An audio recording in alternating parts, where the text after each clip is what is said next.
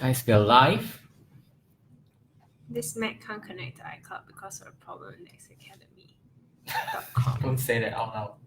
Nobody said it. No, so the full recording, right? Oh, right. I forgot about that. Yeah, so yeah, people watch this on replay. So yeah, hey guys, we have Xin here with us. So I think if you're watching us from Next Academy's Facebook page, Xin is the digital marketing instructor for our digital marketing quantum degree. And Hi, guys. yeah, so what you can learn in the digital marketing quantum degree is 12 topics, and you learn it online, anytime, anywhere, with Xin going through with you each and every topic. Welcome. So I am Bob here. So yeah. So thank you. Our 5 people are here. So today we, as usual, as in our webinars, we will be answering your questions when it comes to digital marketing. So 6 people here on Facebook, and I think Instagram 9. Instagram. So I want you all to comment. If you're here, just say hi, and we want to see who you are. We don't want to see the numbers. We want to see who you are here on the live, so we can see who you are and basically interact with you. So 13 people. So please say hi. Come on. This is a very shy crowd. Very shy. Normally, by now, there's a lot of highs. Or maybe are you stuck in a jam? If you're stuck in a jam, please hashtag jam. Yeah, or maybe don't type. Because you're driving. But yeah, maybe because that shit dangerous, yo. Okay. And now about 9. So yeah. So hi Tunku Kasim. How's it going? It's good. We're doing great. Tunku, where are you from, Tunku? So please also share with us where are you watching this from, or what are you currently doing. We're also interested in that. This is live. We'll be live for about 30 minutes. So, Robin Conrad. So Robin is one of our mentors when it comes to SEO for the Digital Marketing Product Launch Bootcamp. So Robin can take some questions too about if SEO. you have any questions. SEO. Yeah. Don't ask us, Robin. Don't ask us. We will give you questions. But like we'll feed questions to Robin since he's the SEO mentor. He is like the day-to-day SEO. So Tunku is from Shah Alam. Whoa, cool stuff. How's the weather in Shah Alam? Is it raining? It's gloomy here in Damansara. So Threatening to rain anytime soon. As we head into the new year, I think now it's what is it? This is the second week of December, so we've got like 2.5 weeks left. So like when you say next month, people say like next year. It's the next decade. Next decade. Holy crap! 2020. We're growing up, right? This is very revealing of my age. Well, it's like wawasan 2020 wawasan 2020 is such a thing, right? Yeah. And when I was a kid, I counted like how old would I be in 2020. And I'm here now. It's a bit scary. Yes, me too. In primary school, and Wawasan 2020 was on all our TV channels, exercise books at the back, and I think we had a Wawasan 2020 song. Some of the Malay textbooks also had Wawasan 2020. Wow, it was pretty crazy. So, new decade coming up. So Sinch, what are you excited about when it comes to digital marketing? Like at the moment, and also like 2020, like what are you currently studying, or what are you currently trying to figure out? I think for me, what I'm trying to currently study is how to optimize marketing spend even better. That's actually my focus for 2020. Okay. If we've got X amount of dollars spent, where is it most efficient? Like how can I tie things into branding and conversion at the same time? So that's my focus area for 2020 and where I'm going to be doing most of my learning in. Interesting. So like getting the best out of marketing spend, does it involve more analytics or more attribution stuff? Everything, I think. So for instance, focusing on attribution, cleaning our data better, being able to focus my entire team on a lot of analytics related stuff. Really coming in and cleaning up some funnels, plugging some holes in the leaky bucket. So very into optimizing every dollar we spend. Wow, interesting. That is a 2020 focus.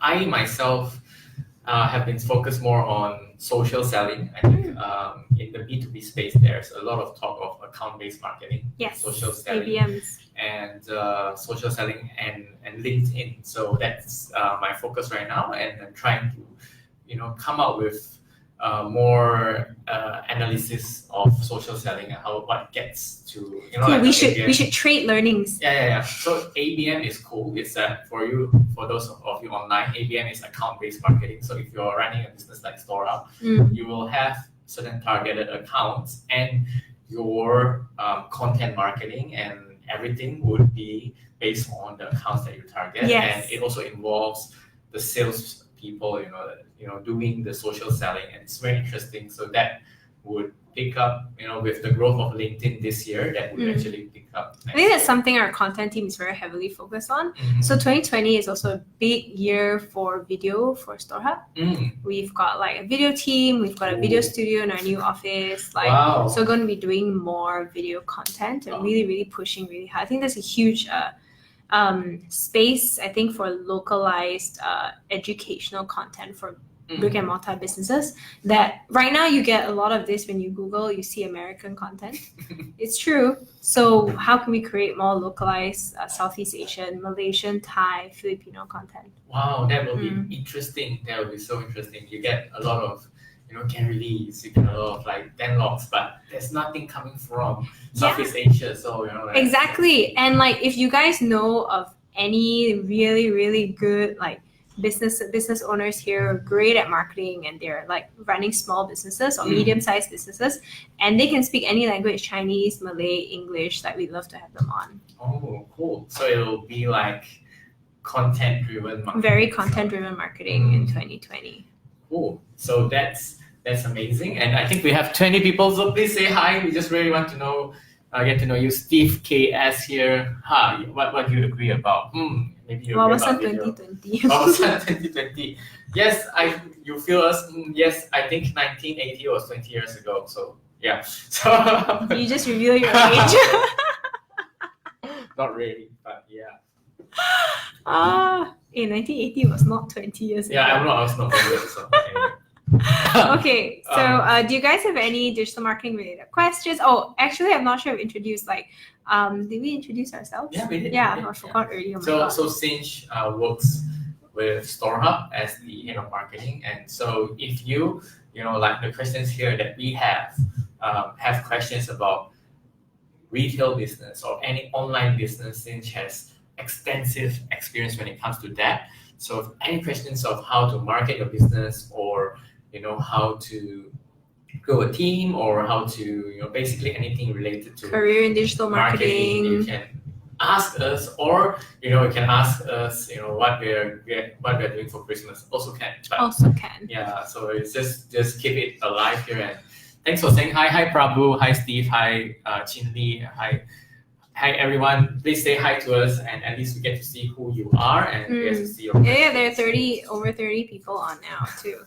So shall we get to some of these questions first? So we'll get to some of the questions that came through our Facebook. So I think this is an interesting one to start with, and probably more in what you do on a day-to-day basis. So Chin-Li asked, I think Chin-Li is here. Is this the same Chin-Li? Oh, Chin-Li, since you're here. Chin-Li. So since that you're here, maybe you could tell us what sort of business you mean. So Chin-Li, who is here, asks us how to design a marketing strategy for local brick and mortar businesses, right? So just to explain, as we teach you digital marketing, a lot of marketing right now is very digital centric. You do your transactions online, you do e-commerce, wherever, and I understand the struggle. I understand the need to learn more of how this transitions offline, right? Which is part of what StoreHub does, helping a lot of businesses with their day-to-day needs. So what is your take on this? So I like to view marketing not just as digital and offline, right? Just kind of marketing as a whole. And there are some very generic principles that still apply. So when you do digital marketing, there's a term called lead magnet. which is what captures your attention, gets you to click somewhere or even sign up for something. And I feel like for in our experience, lead magnets are really important, especially for offline businesses. Imagine you're walking through Bangsar and and you're just browsing and there are just shops and shops and shops everywhere. But you walk past a shop that says, hey, get $30 off your first purchase. Chances are you're more likely to walk in than a shop that says nothing. Or sometimes lead magnets can be just really amazing window displays. I think for businesses that can afford it, especially fashion or home, lead magnets are window displays. The whole point is to get someone's foot in the door. And that's the whole specific point. But I'm getting into specifics right now. So I guess my point is really this. Designing a marketing strategy for local brick and mortar businesses, you need to incorporate both online and your offline store. How can you design an omni-channel? That's what they call it. It's a fancy word for it. Omni-channel experience. So in terms of tips and tricks, is if you are focused only on a specific location, if you're going to do digital, how do you target people who live or work around the area? If you're F&B, I don't know what business you are. If you're F&B and it's a lot of offices nearby, then you want to target people who work in the area. If it's homes nearby, people who live in the area so that they come over for meals. If it's retail, the location is pretty important. And if you have an e-commerce store as well, that's where you can really, really continue to target people there. I'm a bit blabbering on right now.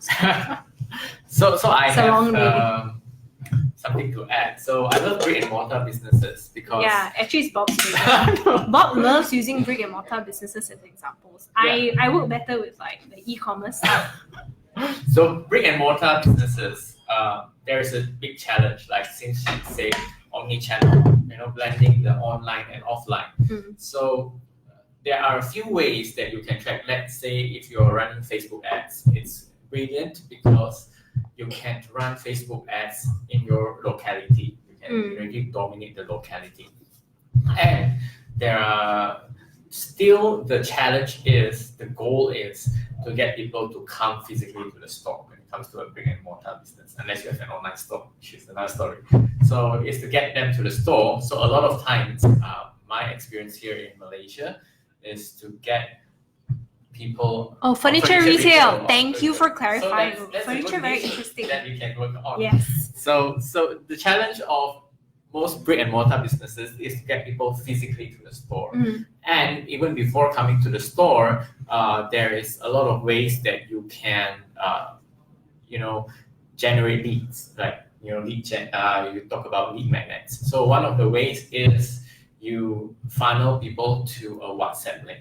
So when people get on WhatsApp, they will say, hey, where's the store? What's the promotion? And you talk to them first, especially Malaysians. We love talking on WhatsApp first before physically visiting the store. All right, we love our WhatsApp. So WhatsApp.my. Yeah, and if you are running Facebook ads, there are ways to track it, like creating offline events.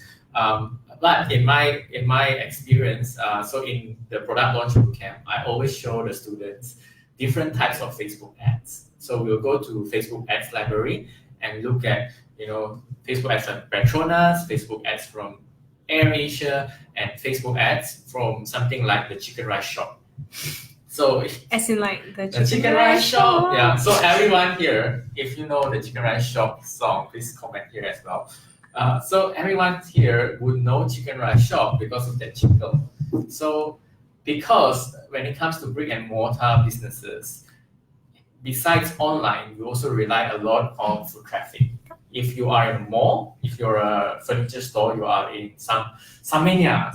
It's the Glow Mall is now called Samania. Really? Yeah, it's now a furniture mall. So if you are in a if you are in a mall, you would, besides people intentionally going to your store, you will need people to be in a mall and remember you once they see their sign.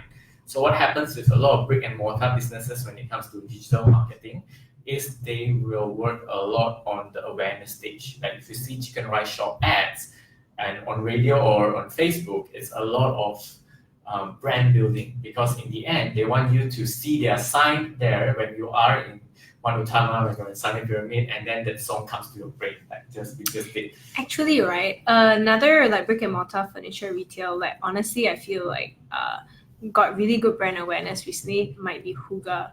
I don't know. I No. never seen. Okay, so I like to buy furniture, and unfortunately, furniture e-commerce in Malaysia is pretty crappy. Honestly, you have to actually go to a shop. So I get targeted by like Life Warehouse. I think you're the type. I'm the bachelor Huga type. Official, Kaizon Malaysia, Any and honestly, frankly, for furniture stores, like depending on the kind of furniture, it's all the setup. They make it look super pretty, like Pinterest worthy. the lights. Yeah, the lighting, the photos, it's great. You know what? It actually got me into their store. I actually went to Google. I was hoping they sell online. They don't. So I actually had to go to one of Tama to go to Huga. So frankly, for furniture retail, I think photos speak like 1,000, 1,000,000 words. Like really, really good photos. Why you so? Yeah. Pictures are amazing, and we have had students in our product launch bootcamp that were actually the same as you, Xin-Li. They were working for high-end, I don't want to say which brand, high-end furniture shops. And what they learned here in class is we taught them how to create content. And there is a lack of interesting videos when it comes to furniture. So that's what she took back from the class. She learned how to use photos and create her own videos out of photos. So she went back and, creating awareness through Facebook ads and, fighting in Google ads in a way. And that's how what she brought back. And yeah, when it comes to brick and mortar, it's a lot top of funnel. Yeah. That's, that awareness and triggering people to go to the store. There's also something to be said though about like building the middle funnel as well. So for a lot of brick and mortar businesses, especially those that are retail, right? Many retailers in Malaysia actually don't sign their customers up and collect their customer information.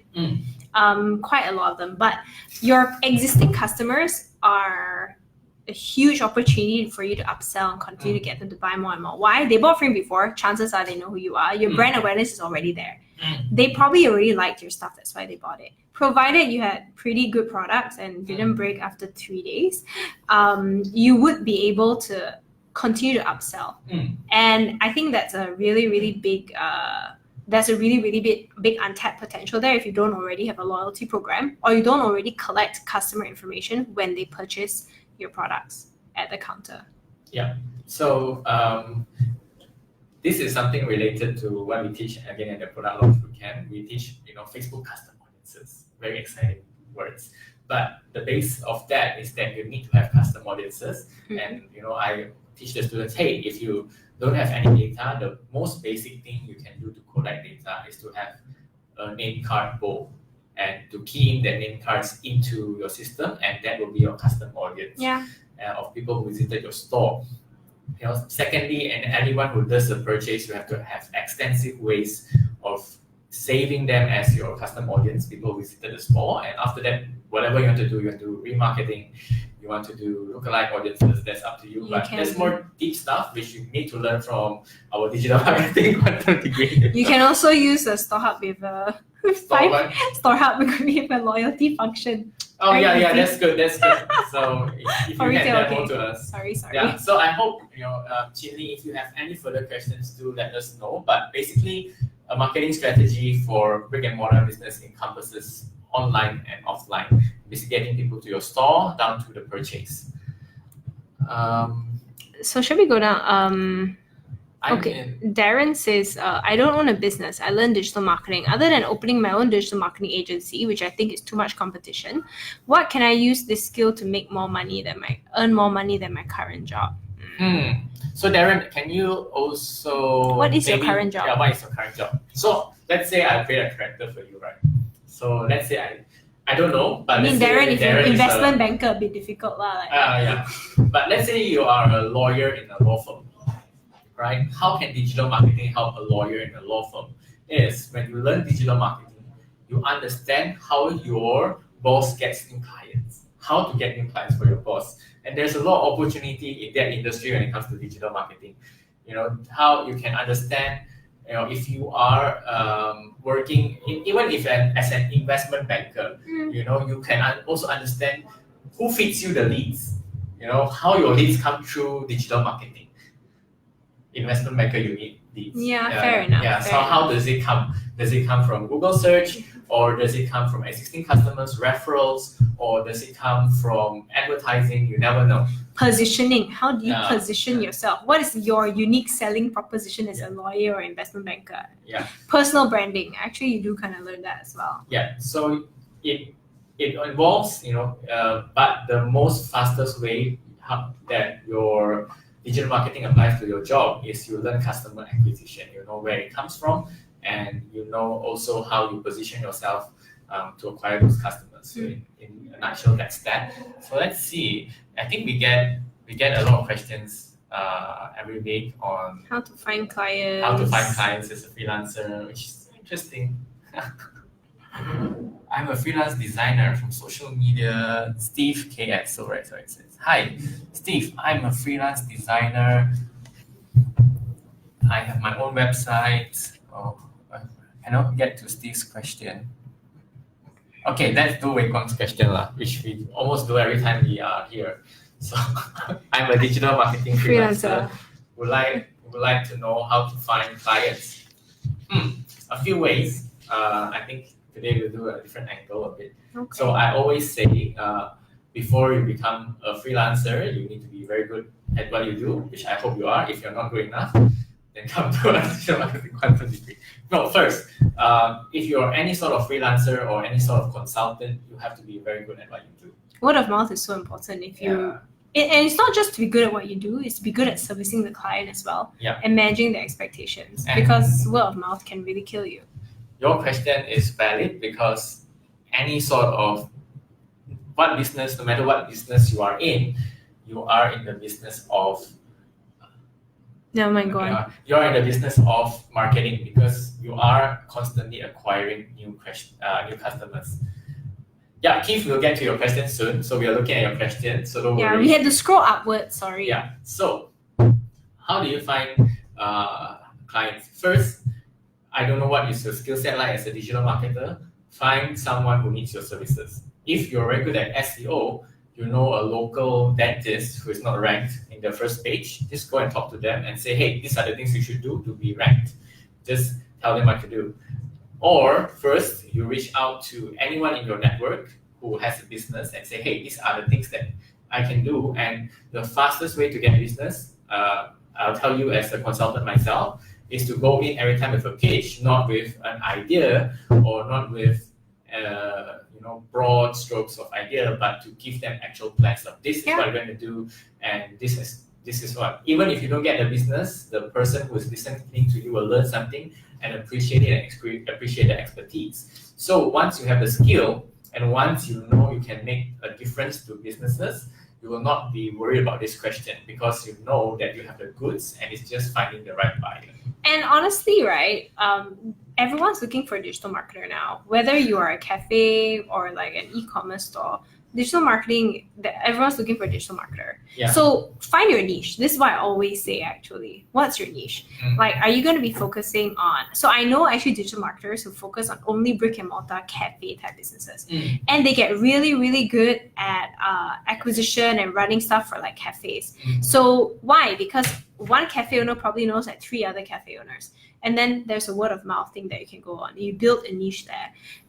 Some of them are like more SaaS. Or some of them more retail e-commerce, and some get really, really specific as well. So find a niche that is underserved or not served well, that you know that you can really add value to, and then start building a reputation in that niche. Yeah. So like Robin, who I hope is still here, his niche is SEO. So that's what he does. So find your niche, like we always talk about the T-shaped marketer, but find your niche. If you're very good at a certain niche and a certain industry, that's where you need to go all in. And then you will find clients naturally. So let's go to Keith's question. Keith was about PPC, I can't recall. About PPC. What's an ideal PPC marketing career look like? Scroll. What does an ideal PPC marketing career pathway look like? How would you tackle it? Ooh. That's actually a pretty decent question. What do you want to achieve, Keith? What career pathway? I think honestly, right, I believe it depends on what career pathway you want. Yeah. You want to be an entrepreneur? or you want to start your own company, or you want to be So head of performance marketing? yeah, so like I've got so you can take it a few ways, right? You can take it like a managerial route where you eventually move into like a managerial position. You can also take it a very deep specialist route. So it really depends on the kind of lifestyle you want, the kind of career goals you have. And there's no such thing as an ideal PPC marketing career. I think some people prefer to manage and some people just don't. That's just it. At the same time, I think the ceiling for PPC marketing specialists are still pretty high at the moment. Why, right? Because you are spending money, especially if you go with companies that have a lot of marketing spend. Most of the time, you're like, if you're spending millions a year, most companies don't mind paying a bit more for PPC marketing specialists, as long as you're really good at what you do. So at that point, they're okay to pay a specialist quite a decent amount of money to manage budgets. And a big reason why is because the pain of not having a really good specialist on your team managing your budget will hurt your business. Yeah. So you can also make a lot of money being a specialist. You can also make a lot of money being like head of performance marketing type. Yeah. So it really depends on what you want. Yeah. So if you want to transition to be instead of head of performance marketing, so it also depends on your goal. You know, if you want to one day head a marketing team like Xin-Ci, you know, you need to, like we always talk about the T-shaped marketer. So you already have the depth. So you need to find the T. Yes. So I would encourage you to learn content, learn Facebook ads, learn analytics, learn other parts of marketing. So when you, let's say you don't want to stay a specialist, let's say if one day Google Ads no longer exists. Yeah, which might happen. You know, you are a, let's say a T-shaped marketer that will work anywhere you like. So when it comes to Google Ads, when you're a Google Ads specialist, especially as a freelancer, you might be commoditized. They will choose you, like you have to be like the best of the best of the best, right? You have to like compete on cost per acquisition, things like that. But if you have a certain skill that lets you leverage out of just being a PPC marketer, like you look at it from a Facebook ad standpoint, an analytics standpoint, you also learn how to write good copy, create good landing pages, things like that. And all of that you can learn at the product launch bootcamp, and then you can sell yourself and eventually grow out of just being a PPC marketer. But you will also have that knife there where you still can go in deep if you want to. But that's a good point though. Yeah. The best kind of marketers are not like just like deep in one area. The best kind of marketers can leverage all parts of all aspects of digital marketing, all different channels. I think our PPC specialist at StoreHub, one of his strengths is actually the ability to leverage content, ability to work with video, and understand multiple platforms so that he knows where to best place money in. And so moving towards a T-shaped marketer model, like building enough strengths and enough skills in the different areas would be a really useful like career goal. Good. I think we hope we answer your question. And if you have further questions, please ask us as well, Keith. But I think we got your love, so thank you very much. Okay, thanks. So Steve's question. Steve cares. So Steve is a freelance designer. I think we have around like 10 minutes to go. So Steve, you are a freelance photographer from social media. I don't know what that means. From social media, and you have your own website and Facebook page to improve digital marketing, like how to increase awareness. I think for your service to notice. So this is a Bob's. So if I'm a photographer and designer, of course I will go all in. I don't know if you have Instagram. I think you should have. You said you're from social media. You should have Instagram. So Instagram and social media should be heavily content driven because it's a visual thing. You know, photography and design is a visual thing. Go heavy on Instagram.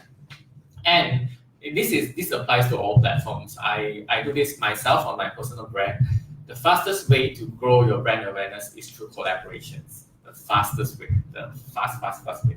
So if I am a freelance photographer, I would find I would find, to collaborate with a local influencer, or a local celebrity to take photos for them for free. But what happens is I would leverage on the network of this influencer. This influencer, because I did it for free for them, it would leverage their network. Their network would know about my services. So collaborations, no matter on what channels, you can see it a lot on YouTube, you can see a lot on Instagram. Collaborations will help you grow your awareness. And if you want to, you can try other platforms like LinkedIn or Google Ads, but go heavy on collaborations on social media. That is what I can do. I mean, word of mouth as well is really, really important. I think so many times I get WhatsApp messages or just people looking for recommendations for photographers on Facebook. Looking for recommendations for photographers like just by WhatsApp. Photography is one of those things, right? I find that people really go by recommendations. Because you're afraid that you've got like some weird photos that come out of something. So word of mouth is important. Encourage your existing customers to share your packages and all of that as well. Simple moves like that generally help. So build up your portfolio. As the more people and more famous people that you work with, and the more media you are featured in, and the more events that you cover, or more brands that you work with will increase your portfolio, and that is the best way to grow. When people see that credibility, then you have an asset. So I hope that answers your question, Steve. Okay, so you want to cover this one. We have about one more or two more questions left. So Martin, do you have anything for us? Oh, okay. So computer science student. Any suggestions for a computer science student to focus on? What should I do to get more experience in digital marketing? So this from Instagram, is it? Yeah. Okay, good. I tell you what to do to get more experience. Digital marketing quantum degree, product launch bootcamp, and then get a digital marketing internship. So computer science students are very interesting because we always look for interns, right, at StoreHub. And I like the idea of computer science interns mainly because they can do stuff like landing page and website building. Hopefully, if you can do HTML, CSS, you can figure that. Okay, if you can't, here's my cue here. If you can't do HTML, CSS, please come for a front-end web development bootcamp. And no, because we have a lot of computer science students, they learn coding in university, but here at Next Academy, we actually teach you how to build an app in 10 weeks. So come here and get the practical knowledge on how to code in 10 weeks. So when you graduate, instead of, hey, I just have a piece of paper, you also say, hey, I built this. So that will help you as well. That will. Do we want to take some of these questions okay, now? So let's take one or two of these questions. This someone asked, right? Can an individual who lacks in creativity become a marketer? Tan Sok-Yin asked that question.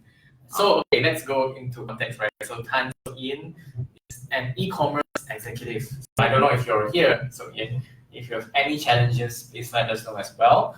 I also want to know, what is your struggles when it comes to creativity? Is it, in terms of creating ads, or is it in terms of creating content? We want to know. Of course, I think I talked to Xin-Ci before we went live. Creativity is important, but there are a lot of types of digital marketers. There is the performance marketer, which focus a lot on metrics.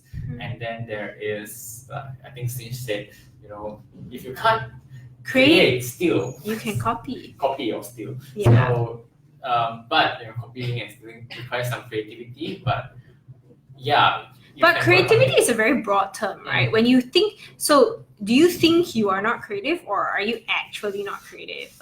Like if it's just an opinion, then perhaps you got to work on that. But I always like to say, like, there are two parts of being a marketer. Creativity is only one aspect. The other one is data drivenness. If you are very creative, but you're not data driven, it's really difficult, and you're not like data proficient, good in numbers. It's very difficult to survive in the current and upcoming marketing landscape. But it might be easier for marketers who are more data proficient to survive, even though they're not as creative nowadays, mainly because I think we're moving in an age of we're moving towards an age of where numbers and the ability to understand and analyze those numbers are more critical than ever. And you can always work with other people who are more creative. So you must remember, like, as a marketer, you don't just work on your own. You're not expected to come up with everything on your own. Even if unless you are like the first person in your company, then different story. But most times you're not. So if you don't find yourself super creative, build up your data proficiency skills, like your number skills, your ability to understand, manipulate data, and there's still a path there. I think I also have another point of view to answer this question. Is how to be creative. So just now we talk about stealing, how to be creative. So if I ask you how to create the most awesome landing page for an e-commerce, the easiest way is to look at all the other e-commerce in your niche websites in the world and find the best elements then you're creative. How do I create kick-ass Google ads? By looking at other people's Google ads. Which is what we all do, actually, right? It's the best practice, but you put your own spin to it. And you can call it stealing. You can also call it inspiration. Yeah, and or competitor research. Oh yeah, that works too. That is creative. There are a lot of ways to steal. A lot of marketers that work with me, I would say, hey, why crack your head and think so hard when you can look at what is already out there. That's how I learned the fastest, is to look at what is already in the industry and what's already the best practices out there, and come out with copy or creatives for it. There's always unless you're Elon Musk, I would say that everything has been done before. So I have swipe files where I save all the really good emails I get from marketers. I have I save Instagram ads that are really good. Me too. I think I have a Facebook group where I share all of the ads I think are really, really good and should actually be mimicked that we can adapt. So that's perfectly normal behavior. I know a lot of people do it. I find the best brands in your niche, look into US or Singapore market to find the leaders and just do what I do, because whatever they've done, they probably tested it, so it's probably working in their market. So just have to make it work for you. And honestly, even the most creative people, you run dry sometimes. It doesn't really matter. So you still need that bank of ideas. Okay, so I think we'll take one more last question. So let's see, anything that's on Facebook. Which one do you want? I chose that one. Your turn. Okay, I chose. Let me choose. Okay, so I like this question. How to get quality leads at a lower cost? So very, very good question, because a lot of businesses, high ticket. Let me explain leads. So in the product launch bootcamp, I have to explain when does a business need leads, right? When a business has a high ticket product, let's say something that requires time for consideration to sell, then you need leads. Or a business that is more business to business, like startup is, you will need leads. Yeah, we're more sales driven. And you need to warm up the leads to go to a sale. So how to get quality leads is basically simple. It's maybe too top level, but is to provide value. So like this, we are getting leads here because we are providing value. So the best way to get leads, whether you're B2B, is to solve problems. People will give you their information, their phone number, their email. If you can solve their pain, if you say, hey, how to, grow my brick and mortar business, by getting more foot traffic with these 10 tips, then people will give you that information, because that is what the pain point that you're solving from them. So, I just see the words WhatsApp call. Yeah. But anyway, I totally agree with that. There's also another layer that I like to focus on. So it's quality leads depend on are you targeting the correct audience? How well do you know your customer? Because I find in our experience doing B2B advertising, looking for qualified leads, the audience segmentation is probably the most important. It affects cost the most. So if you're targeting the right audience and you're delivering value through your ad, you are delivering, or you're solving their problem or creating value for your brand or your product, this three as a combination helps to lower cost and increase your lead quality. Yeah. But it all starts with audience. Who are you targeting? Like if you're targeting, like I'm B2B sales, but I'm specifically focused on people with a physical store. But if I just were to spray and target pretty much like anyone who's a business owner, any entrepreneur, I would hit up maybe 80% of people who don't have a business. That's what it is. But how can I target my ads to only that specific segment who owns a business? And we do that with content. We add a layer like, calling out retail business owners, calling out cafe business owners. So this way, you only get the impressions that really count. And that kind of helps because your click-through rate's better, your conversion rates are better, and you end up paying a lot less. Yeah, I think I have to touch on the most common mistake when it comes to lead gen is when you ask for the lead for the product straight away. So for example, if I'm selling photography, hey, come and check out my photography services straight away, then of course your leads are not that great because you are selling upfront. But if you're providing value like content, like you're giving a white paper on, hey, how to solve this business problem, or top 10 ways, top 10 mistakes, you're making in wedding photography, for example, where somebody who wants that content, who subscribes and wants that information is qualified as a lead. So basically, you don't propose on the first date. Yeah, you don't say, hey. So a lot of advertising I see out there, the main mistake is, hey, you want leads, hey, but leads for our course or leads for our service straight away. Then you'll get very low quality leads because that's not, people don't go for that anymore. Yeah, so you gotta wine dine, like you gotta kind of put in the work, then only you make a proposal. Otherwise, yeah. Cool. All right. So I think that's our live session for today. We've been here for almost an hour, so thanks so much. Yeah. So thanks, Xin-Ci. I hope we helped you out with your question and hope you can do very well in your work. Thanks, guys, for engaging with us. And okay, to close, our next digital marketing content degree is on January 6th, and our digital marketing product launch bootcamp join us in the new decade is on January 2nd. So, San 2020 belajar digital marketing. Learn digital marketing. So see you at our digital marketing bootcamp. Bye. Bye.